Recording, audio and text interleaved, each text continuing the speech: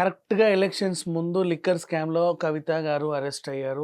And ఇది MP ఎలక్షన్స్‌పై ఎలాంటి ప్రభావం చూపనుంది? దీన్నేమైనా బీజేపీ వాడుకోబోతుందా? అంటే అట్లాంటిది ఏమీ లేదు. యాక్చువల్‌గా చెప్పాలి అంటే పోనీ వీళ్ళకేమైనా సింపతి వచ్చి అయ్యయ్యో! కవిత అరెస్ట్ అయింది కదా! అయ్యో పాపం వీళ్ళకి ఓట్లేద్దాం అనుకుంటారా? ఆ సింపతి డ్రామా కూడా వర్కౌట్ అయ్యే ఛాన్స్ ఎంత మాత్రమూ లేదు. ఎప్పటినుంచో లిక్కర్ స్కామ్‌లో కవిత పేరు ఉంది, ఉంది, ఉంది అని అటు ఈడీ మొత్తుకుంటుంది. అటు వీళ్ళంతా అండ్ జైలు నుంచి సుకేష్ చంద్రశేఖర్ కూడా లేఖలు రాసి నేనే డబ్బులిచ్చాను కవితకని చెప్తున్నాడు. లేఖల మీద లేఖలు రాస్తున్నాడు.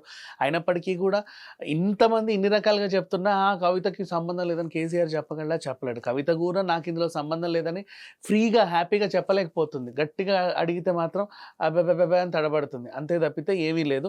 ఇక యాక్చువల్‌గా లిక్కర్ స్కామ్ బానే జరిగింది. అండ్ తెలీదేమో అనుకున్నారు చాలామందికి. ముందుగా లిక్కర్‌లు ఈ ఢిల్లీ లిక్కర్‌లో అడుగుబెట్టి తర్వాత అన్ని రాష్ట్రాల్లో విస్తరించాలనుకున్నారు వీళ్ళు.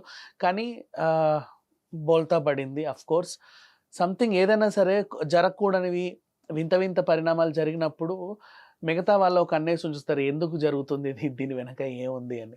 సో, అలాగే లిక్కర్ స్కామ్ బయటపడింది. కవితకే కాదు ఇటు కేజ్రీవాల్ ప్రభుత్వానికి కూడా ఆఫ్‌కోర్స్ ఇది చాలా టైట్ స్పాట్ అనే చెప్పుకోవచ్చు. అండ్ కరెక్ట్ ఎలక్షన్ టైంలో ఇలా జరగడం నిజంగా ఏంటోలే. అయినా ఇప్పటికి ఈవిడ ఆహ్, ఎమ్మెల్సీ కూడా కాదు. కేసీఆర్ కూతురు కాబట్టి ఆయన పిలిచి ఎమ్మెల్సీ ఇచ్చాడు. ఈవిడ్ని నిలబెడితే ఓడిపోయింది. జనాలకి ఈవిడ అక్కర్లేదు. ఈవిడ చేసే నిరసనలు ఎవరు పట్టించుకోరు. అండ్ మొన్న గూడా ఆ పూలే విగ్రహం కోసం అక్కడ ఏదో నిరసన ఏదేదో చేసింది. దాన్ని కూడా ఎవరు పట్టించుకోలే. అండ్ బీఆర్ఎస్ పార్టీ తరఫున కాకుండా భారత జాగృతి అనే సంస్థ నేను స్థాపించాను. నేను దీని అధ్యక్షురాలన్నాడు. దాని తరఫున ఈవిడ ప్రచారం చేసింది. దాన్ని కూడా పట్టించుకోవాల్సిన అవసరం లేదు. అండ్ కవిత గారిని ఇప్పటివరకు రాష్ట్ర రాజకీయాల్లో ఎవరు కూడా ఆవిడని ఒక రాజకీయ నేతగా చూడలా. కేవలం కేసీఆర్ కూతురుగానే చూసారు. బలవంతంగా బతుకమ్మకి ఈవిడ మొహాన్ని అద్ది జనం మీద రుద్దినంత మాత్రాన ఆ బతుకమ్మకు కూడా ఈవిడ యాప్ట్ అవ్వలేదు. బతుకమ్మ చీరలు కూడా నాసిరకంగా ఉన్నాయి. అసలు మాకు ఈ కవిత ఎందుకు వద్దు అని చెప్పి చాలామంది అన్నారు. అయినా సరే ఆవిడ పేరు మీద బతుకమ్మ ఎత్తుకొని పాటలు రాయించుకుంది. 10 ఏళ్లుగా మొత్తానికైతే బతుకమ్మ అంటే కవిత, కవిత అంటే బతుకమ్మలాగా ఏదో రకంగా ప్రయాణం సాగించింది.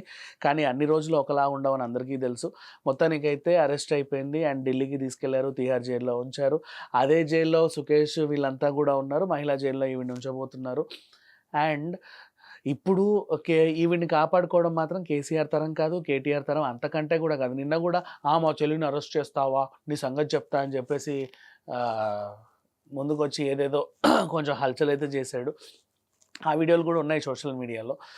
బట్ ఏదేమైనప్పటికీ కవిత అరెస్ట్ మాత్రం తథ్యం. అండ్ త్వరలోనే ఆల్మోస్ట్ అందరి ప్రూవ్ అయిపోయింది. వాళ్ళే ఒప్పుకున్నారు. మేమేదో చేసాము. ఇది ఇట్లా జరిగింది అని చెప్పేసి. జస్ట్ కవిత ఒక్కటే తల ఊపడమే తరువాయి. ఈవిడ తల ఊపినా, ఊపకపోయినా వాళ్ళే అటు ఇటు ఊపి జైల్‌లో ఏస్తారు. అండ్ ఆహ్, మొత్తానికి ఇక ఢిల్లీ లిక్కర్ స్కామ్ బయటపడితే ఈసారి బీజేపీకి ఇంకొంచెం బెనిఫిట్ అయ్యే ఛాన్సులు మాత్రం పుష్కలంగా కనపడుతున్నాయి. Thank you so much.